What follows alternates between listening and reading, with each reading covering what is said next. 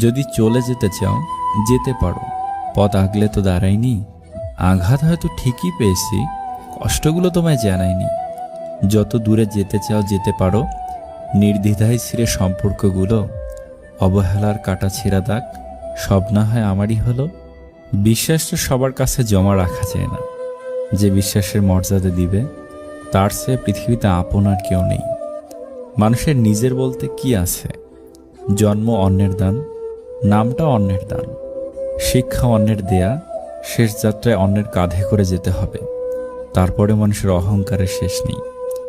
কেউ যদি তোমাকে রিজেক্ট করে তাহলে দুঃখ পেও না, কারণ কিছু মানুষ দামি জিনিস ছেড়ে সস্তা জিনিসের পেছনেই ছোটে।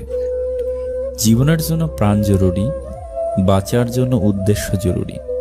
আমার কাছে যতই দুঃখ থাকুক না কেন, তোমার মুখের হাসিটা খুব জরুরি। সন্দেহ মানুষের মন থেকে সুখ কেড়ে নেয়। সন্দেহ একটি মানসিক রোগ, যা শুধু আপনাকেই নয়, আপনার চারপাশের মানুষকেও একটা অস্বস্তিকর পরিবেশে ঠেলে দেয়। অহেতুক সন্দেহ সম্পর্কে ভেদাভেদ সৃষ্টি করে।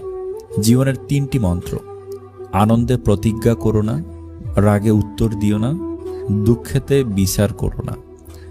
ভালোবাসা সেটাও আজকাল ওয়াইফাইয়ের মতো হয়ে গেছে।